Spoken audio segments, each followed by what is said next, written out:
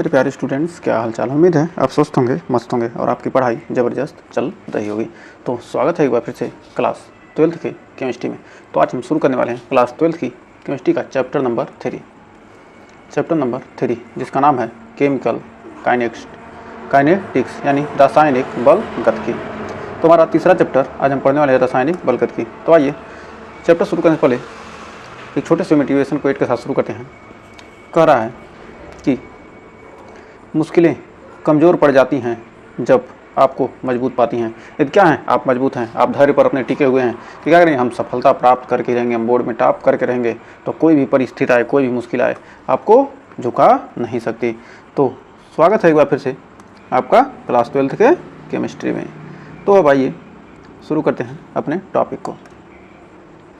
तो हमारा सबसे पहले जानते हैं रासायनिक बल गतिकी होता क्या है। केमिकल काइनेटिक्स यानी रासायनिक बल गतिकी कहते हैं रासायनिक बल गतिकी।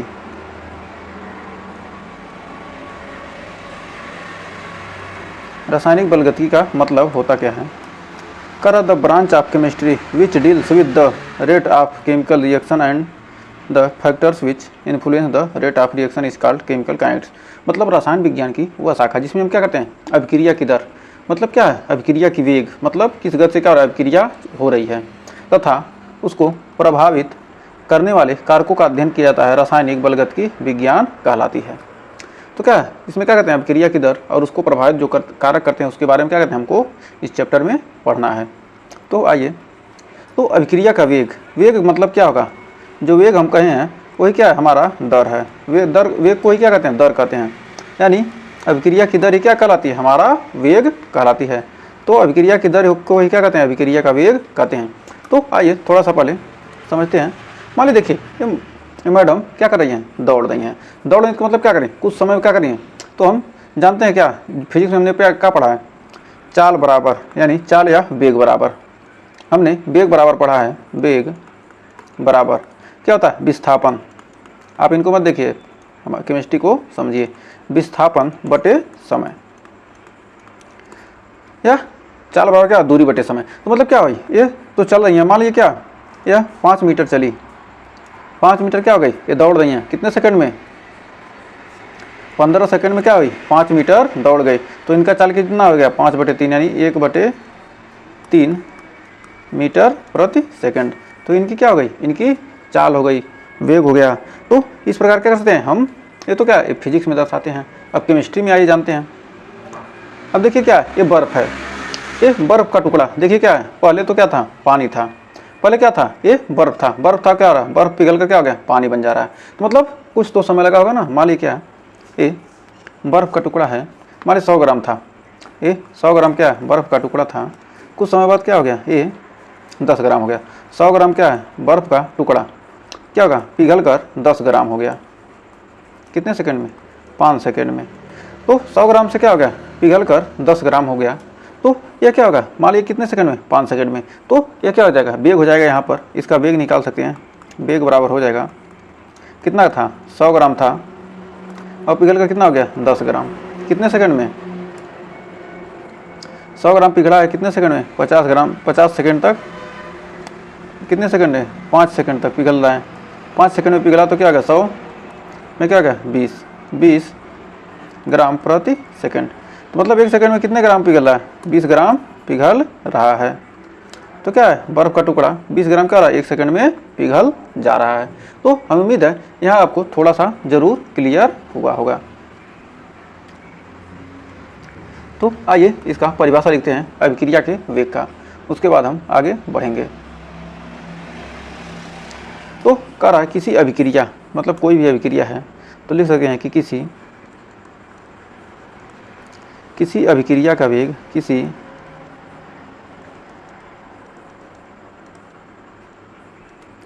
अभिक्रिया का वेग, किसी अभिक्रिया का वेग उसके यौगिक की किसी समयांतराल पर, यौगिक की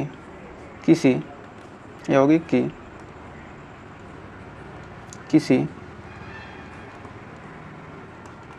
समयांतराल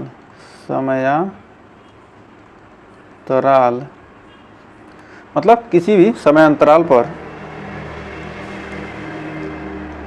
हुए सांद्रता परिवर्तन को क्या करता है, व्यक्त करता है, परिवर्तन को व्यक्त करता है। जो अभिक्रिया का वेग है या दर है, क्या करता है, उस यौगिक की किसी समयांतराल में हुए सांद्रता परिवर्तन को क्या करता है, व्यक्त करता है। जैसे मान लीजिए क्या है, ये आर क्या है, आर से क्या रिएक्टेंट क्या रहा है, अभिक्रिया करके क्या बना है, प्रोडक्ट बना रहा है। मान लीजिए क्या, ये अभिकारक है, अभिकारक क्या किया, अभिक्रिया करके क्या बना लिया, उत्पाद बना लिया। अभिकारक अभिक्रिया करके उत्पाद बना लिया, तो अभिक्रिया का हम वेग क्या कर सकते हैं, तो क्या है, यदि क्या है अभिकारक का वेग या अभिक्रिया का वेग, मान लीजिए क्या अभिक्रिया का वेग निकालते हैं किसके लिए, अभिकारक के लिए, तो यहाँ लिख सकते हैं अभिक्रिया का वेग, अभिक्रिया का वेग, क्रिया का वेग बराबर लिख सकते हैं अभिकारक के, किसके लिए, अभिकारक के लिए करते हैं तो लिख सकते हैं अभिकारक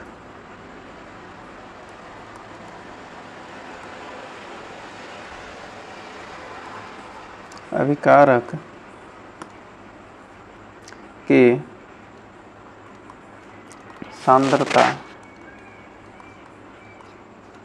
में, अभिकारक के सांद्रता में परिवर्तन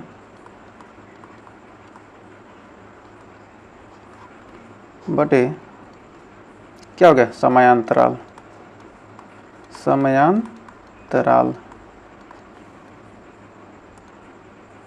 तो क्या हो गया, समयांतराल मतलब अभिकारक के सांद्रता में परिवर्तन। यदि क्या अभिकारक है तो अभिकारक के सांद्रता में क्या करेंगे, परिवर्तन को क्या लिख सकते हैं, माइनस अभिकारक के लिए क्या लिखते हैं, आर से delta R upon delta T. इसको माइनस से क्यों दर्शाते हैं, क्योंकि क्या रहा है, यह क्या रहा है, घट रहा है, मतलब क्या रहा है, अभिकारक क्या रहा है, उत्पाद बना रहा है। ये क्या करें, अभिकारक से क्या करें, अभिकारक के लिए कहेंगे तो क्या होगा, कमी आएगी ना, कमी आएगी क्या, माइनस लगाएंगे। यदि यही अभिक्रिया का वेग उत्पाद के लिए देखते हैं तो अभिक्रिया का वेग लिखेंगे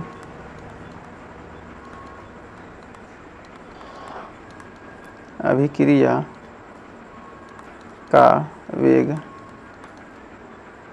किसके लिए, उत्पाद के लिए, क्या होगा,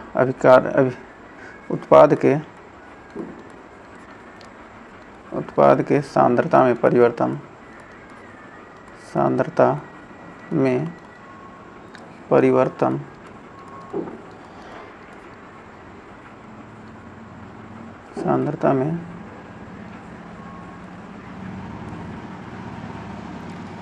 बटे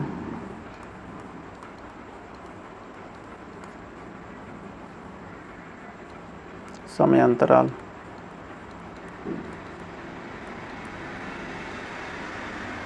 या इसको लिख सकते हैं, क्या आ जाएगा, प्लस से लिखेंगे डेल्टा पी अपान डेल्टा टी। सांद्रता को क्या कहते हैं, ब्रैकेट में, बड़े ब्रैकेट में लिखते हैं। तो उम्मीद है यहाँ तक आपको कोई डाउट नहीं होगा। तो आइए बढ़ते हैं आगे। तो ये तो हमने जान लिया, ये भी हमने जान लिया। मान लेना क्या, मान लेना उदाहरण के लिए एक बर्फ का टुकड़ा है,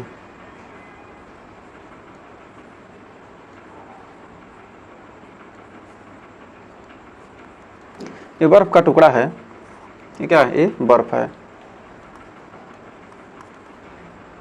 और क्या हो रहा है, पिघल कर क्या बना रहा है, जल बन जा रहा है। बर्फ क्या हुआ, पिघला कितने सेकंड में, 20 सेकंड में, 20 सेकंड में पिघल कर क्या बन गया, 100 ग्राम बर्फ पिघल कर कितना बन गया, 20 ग्राम हो गया। 100 ग्राम था और पिघल कर कितना हो गया, 20 ग्राम क्या हो गया, पिघल गया। 20 ग्राम क्या हो गया, पिघल गया। 20 सेकंड में क्या हो गया, 20 ग्राम जल बन गया। तो बचा कितना, तो ये आप क्या करेंगे, आप 100 में से क्या कहेंगे, 20 घटा दे रहे हैं, 80 कर दे रहे हैं, क्या होगा, ये आपका सरासर गलत हो जाएगा। कहेंगे क्या यहाँ पर, यदि क्या करेंगे वेग निकालना होगा, तो वेग का मतलब क्या होगा, मात्रा में परिवर्तन। वेग है क्या है, वेग को लिखते हैं क्या, मात्रा में परिवर्तन, मात्रा में परिवर्तन यानी प्रारंभिक मात्रा, प्रारंभिक मात्रा माइनस अंतिम मात्रा। कहने का मतलब क्या, प्रारंभ में कितना था और अंतिम में कितना बचा बटे समय। तो यहाँ पर 100 ग्राम बर्फ था, 20 सेकंड में क्या हो गया, 20 ग्राम जल बन गया, तो बचा कितना, अंतिम में कितना बच रहा है, 80 ग्राम। तो मतलब क्या था, 100 ग्राम था, तो 100 ग्राम था पहले, एक सेकंड इसको लिख देते हैं यहाँ, इसको लिखिए, ये लिखिए बर्फ को यहाँ, बर्फ यहाँ 100 ग्राम क्या था पहले था, तो प्रारंभिक मात्रा क्या हो गया, प्रारंभिक, और अंतिम में कितना बचा, 80 ग्राम बचा। जब 10 ग्राम 20 ग्राम जल बन गया 20 सेकंड में, तो कितना बचा, ये हो गया अंतिम। तो प्रारंभिक और अंतिम मात्रा यहाँ पर मिल गया। तो अब यहाँ पर वेग हम निकालेंगे, क्या निकालेंगे, 100 माइनस 80 बटे कितने सेकंड में, 20 सेकंड में, यानी कितना आ गया, 20 बटे 20, यानी अब क्रिया की दर क्या गई, 1 ग्राम, 1 ग्राम प्रति सेकंड। तो 1 ग्राम क्या रही, प्रति सेकंड क्या रहा है, 1 ग्राम क्या बन रहा है, जल बन रहा है। तो अब आइए एक क्वेश्चन करते हैं। तो कह रहा है यदि कोई अभिकारक अपनी प्रारंभिक सांद्रता क्या है 0.5 मोल प्रति लीटर को 10 सेकंड में इतना मोल प्रति लीटर कर देता है, मतलब इतना मोल प्रति लीटर था, क्या था यहाँ पर इतना मोल प्रति लीटर था, और क्या हो गया 10 सेकंड में इतना मोल प्रति लीटर हो जाता है। तो अभिक्रिया का वेग, तो लिख सकते हैं अभिक्रिया का वेग बराबर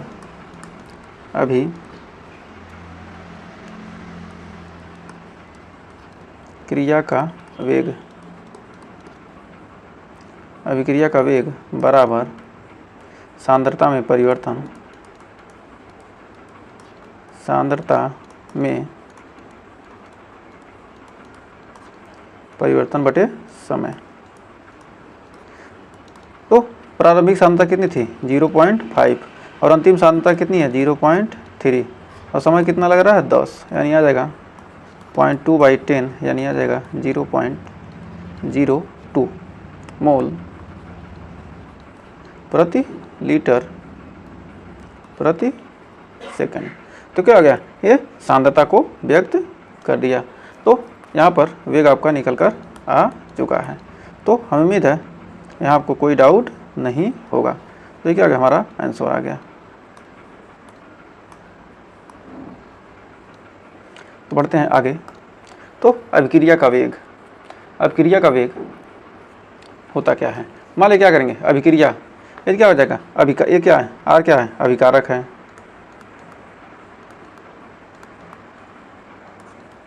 और क्या है, ये उत्पाद है।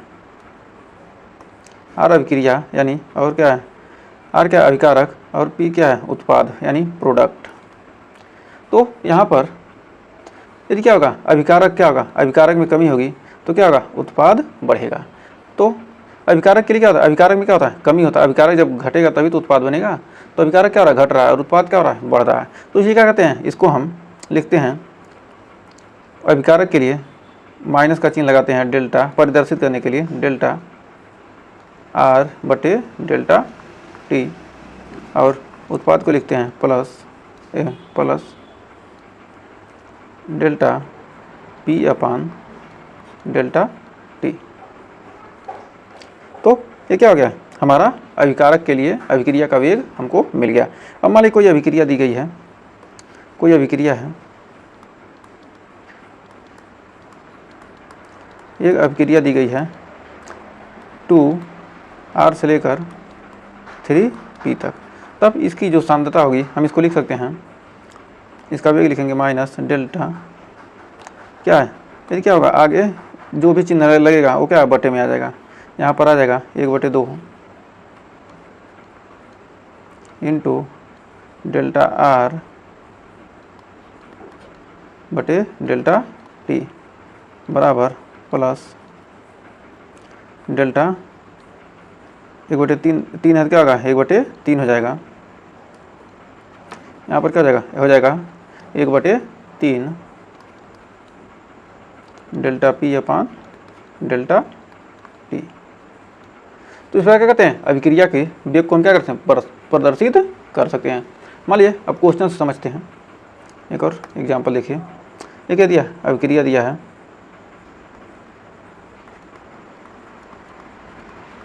इस अभिक्रिया का हमको क्या करना है, वेग निकालना है। तो इस अभिक्रिया का वेग क्या हो जाएगा, H2 है तो H2 के लिए क्या हो जाएगा माइनस, क्योंकि क्या है ये अभिकारक है। अभिकारक के लिए क्या हम करते हैं, माइनस का चिन्ह लगाते हैं, माइनस H2 की सांद्रता बटे डेल्टा टी बराबर माइनस डेल्टा Cl2 की सांद्रता में परिवर्तन बटे डेल्टा पी बराबर प्लस हो जाएगा 1/2। ये Cl है तो क्या होगा, आगे 2 है तो क्या होगा 1/2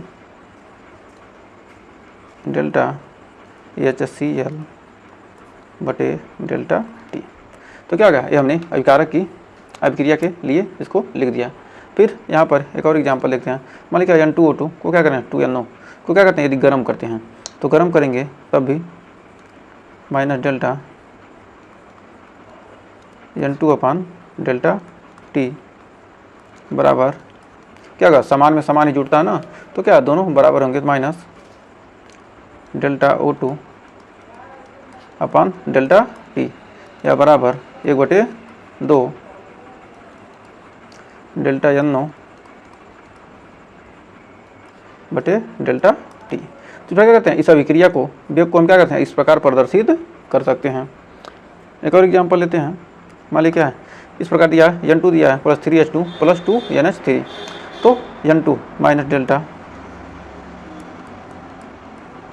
N2 अपान delta T plus 1/3 minus 1/3 plus कर रहे हैं, बराबर हो जाएगा ना, बराबर कैसे लगेगा ना, बराबर माइनस 1/3 डेल्टा H2 बटे डेल्टा टी बराबर प्लस 1/2। 2 आगे तो क्या होगा, 2 का मल्टीपल गुणनफल है तो क्या होगा 1/2 के रूप में आ जाएगा, और लिखेंगे डेल्टा NH3 बटे डेल्टा टी। तो इस प्रकार हम देखते हैं। उसके बाद मान लीजिए अब क्या, अब क्वेश्चन देखते हैं। क्वेश्चन आपके एग्जाम में कैसे पूछा जाएगा, ये 2 नंबर में एक क्वेश्चन आपके एग्जाम में पूछा जाएगा। 2 नंबर में पूछा जाएगा कि एक अभिक्रिया दी गई A प्लस बी से क्या हो रही है, A प्लस बी जहाँ C उत्पाद में है, ये क्या विघटन की दर, A के विघटन की दर कितना है 2 × 10⁻³ मोल प्रति लीटर प्रति सेकंड। तो 6 के बनने की दर क्या होगी। तो हम इसका उत्तर लिख सकते हैं। उत्तर क्या रहा है, A प्लस क्या रहा है B मिलकर क्या बना रहा है, C बना रहा है। तो यहाँ पर कह रहा है A की दर कितनी दी है, A की विघटन की दर कितना है 2 × 10⁻³ तो A के विघटन की दर क्या आ जाएगी, हो जाएगी minus delta A upon delta T. तो क्या होगा, A का जो दर होगा वो क्या होगा B का दर के बराबर और C के दर के बराबर हो जाएगा। तो क्या होगा, प्लस के साथ आ जाएगा, हो जाएगा डेल्टा C अपान डेल्टा टी। तो अब यहाँ पर A के विघटन की दर कितना है, इतना है, तो डेल्टा C अपान टी की दर भी क्या हो जाएगी, वही हो जाएगी आंसर। तो क्या करते हैं हम क्वेश्चन में, क्या करते हैं क्वेश्चन में हम माइनस नहीं लेंगे। ये जो माइनस प्लस ले रहे हैं क्या करते हैं हम बस प्रदर्शित करने के लिए लेते हैं, लेकिन क्वेश्चन में नहीं लेंगे। तो इसका मान कितना जाएगा 2 × 10⁻³ मोल प्रति लीटर प्रति सेकंड क्या हो गया, प्लस डेल्टा C अपान डेल्टा टी। ये क्या होगा, हमारा आंसर आ चुका है। तो क्या हो जाएगा, जब सेम ही होता है तो क्या होगा, हमारा आंसर यही हो जाएगा। तो ये जो माइनस है, जो चिन्ह लेते हैं क्या करेंगे, न्यूमेरिकल में नहीं लेंगे इसको, यहाँ बगल में लिख लीजिए माइनस चिन्ह न्यूमेरिकल में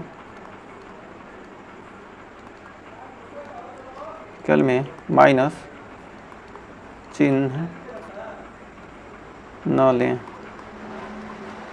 न्यूमेरिकल लगाते समय क्या इस माइनस चिन्ह का हम नहीं लेंगे। तो आइए बढ़ते हैं आगे। तो कह रहा है 2N2O5 से लेकर 4NO2 प्लस O2 में क्या है N2O5 का क्या है विघटन की दर कितना, इतना से इतना 100 सेकंड में होता है। तो NO2 के बनने की क्या दर होगी, तो NO2 के बनने की दर क्या होगी। तो आइए इसका विघटन की दर देखते हैं। सबसे पहले हम इसको हल करते हैं। हल करने के लिए सबसे पहले क्या किया, क्रिया लिखिए, तो 2N2O5 से बन रहा है क्या, बन रहा है 4NO2। क्या बन रहा है 4NO2 बन रहा है और प्लस O2 प्लस क्या बना रहा है, प्लस O2 बना रहा है। अब प्लस O2 बना रहा है तो N2O5 में क्या है, आगे 2 है तो उसको क्या लिख सकते हैं 1/2। ये क्या है, ये अभिकारक है क्या होगा, -1/2 डेल्टा N2O5 बटे डेल्टा T। अब यहाँ से और क्या पूछ रहा है, किसके लिए पूछ रहा है, का इतना से इतना तक होता है तो NO2 का पूछ रहा है, तो बराबर हो जाएगा प्लस 1/4 डेल्टा NO2 बटे डेल्टा T।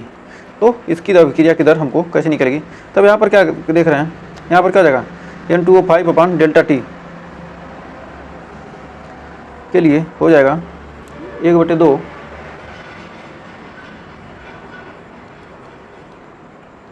N2O5 क्या रहा, 5 से 2 जा रहा है तो 5 × 10 का पावर -2 में क्या करेंगे 2 × 10 का पावर -2 घटा देंगे बटे कितना है 100 बटे 100 आ गया।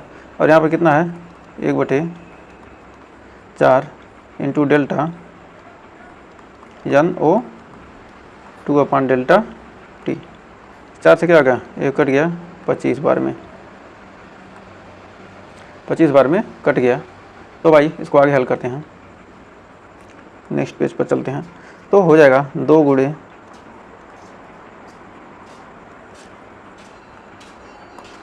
4 से कटा 25 बार में तो हो गया 25 दूनी 50, नीचे हो जाएगा कितना 50 और 5 में 2 गया 3, तो हो जाएगा 3 × हो जाएगा आपका 3 × 10 का पावर -2 बटे 50 बराबर डेल्टा NO2 अपान डेल्टा T। तो क्या जाएगा 5 × 6 = 30.6, 5 × 6 = 30.06 हो जाएगा आपका।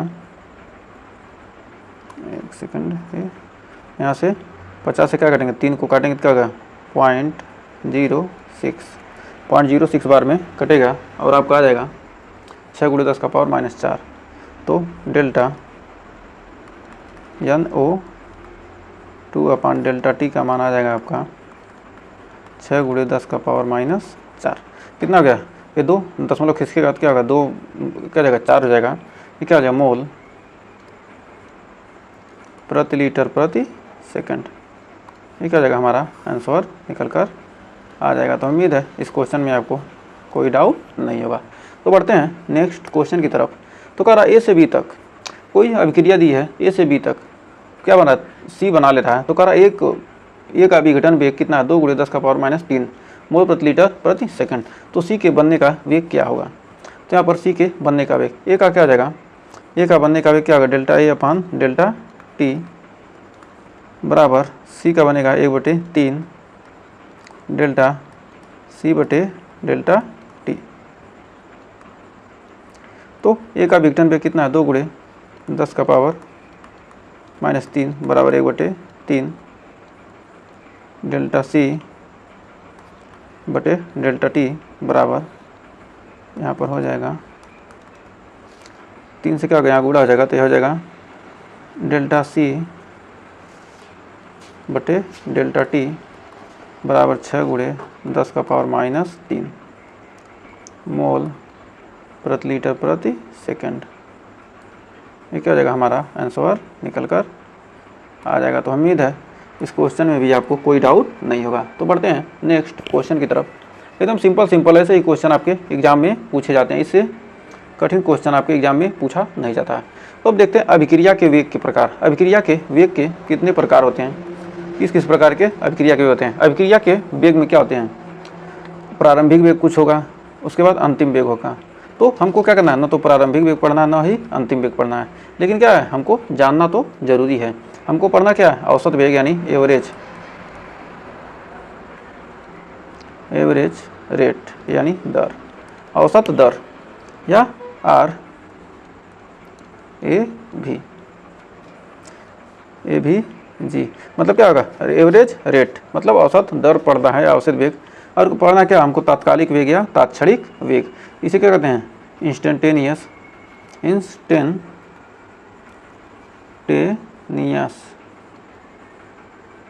इसको क्या लिखेंगे, RINST। इंस्टेंटेनियस वेग क्या होता है, प्रारंभिक वेग। तो मान लीजिए थोड़ा सा ये समझते हैं, थोड़े ये रॉकेट से समझते हैं। ये जो रॉकेट है तो सबसे पहले क्या था, ये तो सबसे पहले क्या था, स्थिर था। तो स्थिर था क्या होगा, इसका प्रारंभिक वेग तो क्या था, इसका कुछ वेग तो शुरू में क्या होगा, इसका कुछ वेग रहा होगा। तो यानी पहले वेग क्या रहा होगा, शून्य रहा होगा, और क्या होगा धीरे धीरे इसका क्या हुआ होगा, वेग बढ़ रहा है। तो वेग बढ़ रहा है तो क्या होगा, ऊपर बढ़ रहा है। तो क्या होगा, जो लास्ट वेग क्या होगा, उड़ने लगा, वो क्या हो गया, ये तो हो गया प्रारंभिक वेग, हो गया क्या, अंतिम वेग। और बीच में कुछ चला होगा, मतलब क्या होगा, ये मान लीजिए क्या यहाँ से यहाँ तक अंतरिक्ष में जाने में क्या होगा, कुछ समय लगा होगा। तो उन सभी जिस वेग से गया वो पूरे कुल वेग को क्या करेंगे, कहीं स्लो हुआ कहीं तेज हुआ, तो कुल वेग को जोड़कर क्या करेंगे, कुल समय भागने क्या हो जाएगा, हमको मिल जाएगा एवरेज वेग। और किसी पॉइंट के बीच, दो पॉइंट के बीच जो हमने वेग, दो पॉइंट के बीच यदि वेग निकालते हैं तो क्या कहलाएगा, इंस्टेंटेनियस वेग कहलाएगा। तो अब आइए हम ग्राफ से समझते हैं। एक ग्राफ दिया है यहाँ पर हम इस ग्राफ में अभी आपको समझाते हैं। इस ग्राफ में हम समझेंगे, इस ग्राफ में क्या है, वेग क्या हो रहा है, ये क्या है, सांद्रता और क्या है, समय में। ये क्या होता है, सांद्रता का मान समय के साथ क्या होता है, समय के साथ क्या होता है, सांद्रता का मान घटता है। समय बढ़ेगा क्या होगा, सांद्रता घटेगा। तो सबसे पहले क्या है, अभिकारक है। अभिकारक की सांद्रता में क्या होता है, कमी तो होता है। तो ये क्या है, यहाँ पर R है, R अभिकारक है।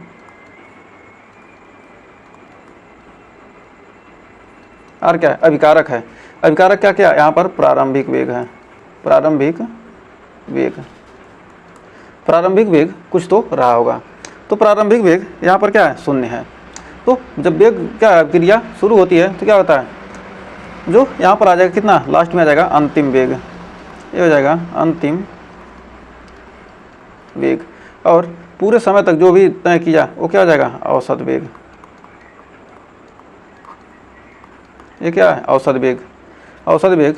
वेग यानी औसत वेग का आपका फार्मूला हो जाएगा, इसको थोड़ा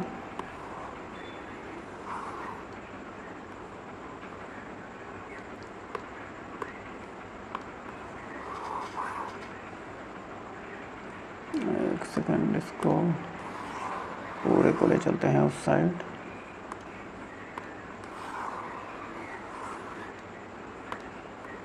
इसको अब यहाँ से समझते हैं।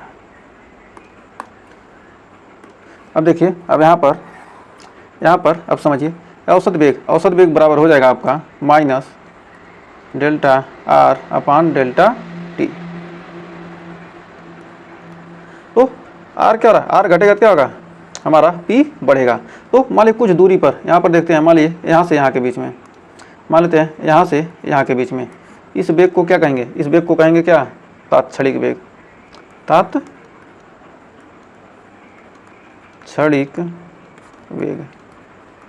इसका मान कितना हो जाएगा, तात्क्षणिक वेग का मान कितना हो जाएगा, माइनस D R अपान डेल्टा R अपान DT। मतलब कुछ समय के लिए जो है, कुछ समय के लिए तात्क्षणिक वेग को क्या कहते हैं, D R से परहेज करते हैं, D से परहेज करते हैं। मतलब D का मतलब क्या, बहुत ही छोटे अंतराल, समय अंतराल के लिए। तो इस प्रकार क्या करेंगे, हम बता सकते हैं कि क्या होगा, समय के साथ क्या होता है, सांद्रता क्या होता है, सांद्रता घटेगा, और समय के साथ क्या होता है, सांद्रता घटती जाती है। तो सांद्रता और समय के बीच हमने ग्राफ देख लिया। तो अब आइए एक एग्जाम्पल लेते हैं।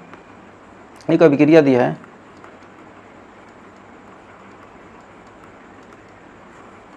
एक कोई अभिक्रिया है,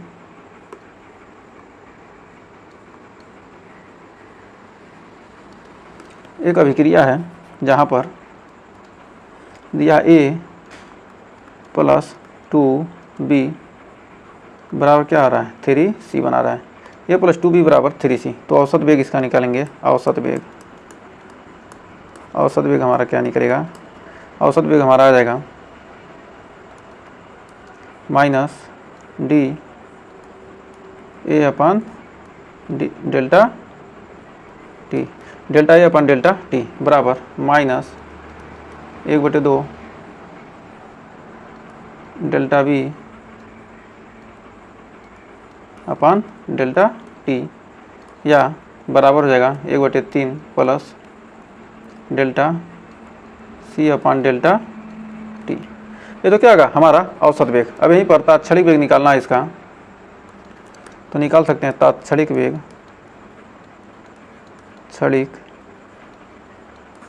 तात्क्षणिक वेग, इसका तात्क्षणिक वेग निकलना जाएगा आपका, क्या करेंगे डेल्टा के जगह पर क्या कर देंगे D A upon D T बराबर माइनस 1/2 डी बी अपान डी टी बराबर प्लस 1/3 डी सी बटे डी टी। ये क्या होगा हमारा तात्क्षणिक वेग और औसत वेग हमने जान लिया।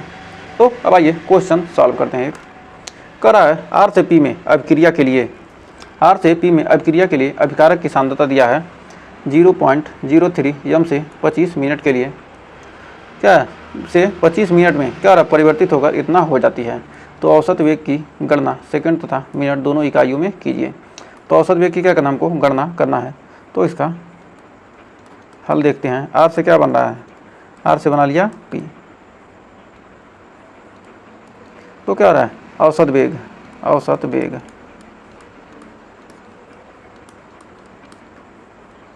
तो क्या रहा माइनस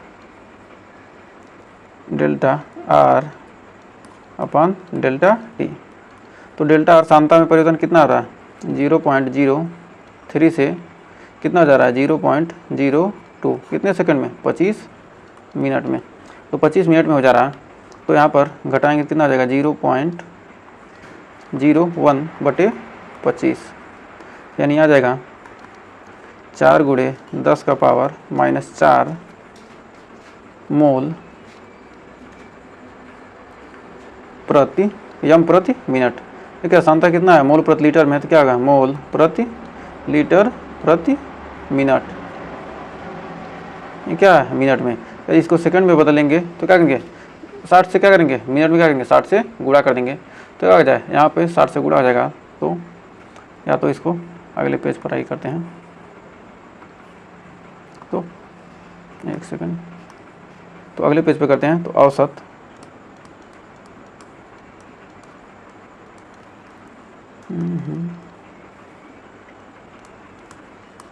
वेग क्या जाएगा 0.01/25 गुणे क्या करेंगे यहाँ पर गुणा करेंगे 60 से, 60 से गुणा करेंगे तो आपको आ जाएगा कितना 25 छक्का 150, यानी आ जाएगा 0.01/1500, 1500 हो जाएगा, यानी हो जाएगा 0.01/15 गुणे 10⁻²। तो ऊपर हो जाएगा 10⁻⁻⁴/15, यानी लिख सकते हैं कि 0.06 गुणे 10⁻⁻6 यम प्रति सेकंड, क्या जाएगा हमारा आंसर मोलर प्रति सेकंड। तो उम्मीद है इस क्वेश्चन में अब आपको कोई डाउट नहीं होगा। यदि क्या प्रति मिनट में पूछे तो प्रति मिनट में आंसर देंगे, और प्रति सेकंड पूछे तो क्या करेंगे वेग की गणना सेकंड तथा मिनट दोनों इकाइयों में कीजिए। तो हमारा दोनों इकाई में कहा तो क्या होगा ये भी हमारा आंसर सही है, और ये भी आंसर क्या है हमारे 2 आंसर मिल चुके हैं। तो उम्मीद है इस क्वेश्चन में कोई डाउट नहीं होगा। तो आइए बढ़ते हैं आगे, एक और क्वेश्चन देखते हैं। एक क्वेश्चन कर रहा है 2A उत्पाद अभिक्रिया में A की सांद्रता 10 मिनट में 0.5 मोल प्रति लीटर से घटकर 0.4 मोल प्रति लीटर रह जाती है। इस समय अंतराल के लिए अभिक्रिया के वेग की गणना कीजिए। तो इस समय अंतराल के लिए अभिक्रिया के वेग का गणना करते हैं। तो हल 2a बना क्या रहा है, 2a क्या बन रहा है, बना ले रहा है उत्पाद। 2a उत्पाद बना रहा है। तो इसकी 2a को क्या लिख सकते हैं, 2a की जो अभिक्रिया की दर है 1/2 delta A upon delta T. कर 10 मिनट में क्या हो रहा है, इतना मोल से घटकर इतना हो जा रहा है। तो इसका मान निकल के आ जाएगा, के लिए अभिक्रिया का वेग हो जाएगा, अभिक्रिया का वेग निकल के आ जाएगा 1/2 गुणे 0.5 से कितना हो गया 0.4 अपान कितना सेकंड में 10 मिनट में। तो कर अभिक्रिया का वेग ज्ञात कीजिए समय अंतराल के लिए। मिनट सेकंड तो दिया नहीं है, तो क्या करेंगे यहाँ से 10 मिनट ही रहने देते हैं। 5 में से 4 के कितना गया 0.1 और आ गया 1/2 गुणे 0.1/10 यानी कितना हो जाएगा 2 × 20 यानी हो जाएगा 1। यहाँ से 2 से भाग देंगे कितना हो जाएगा, 2 से भाग देंगे क्या हो जाएगा 0.05 लिख सकते हैं 0.05 गुणे 10 का पावर -1 यानी हो जाएगा 0.5 गुणे 10 का पावर -2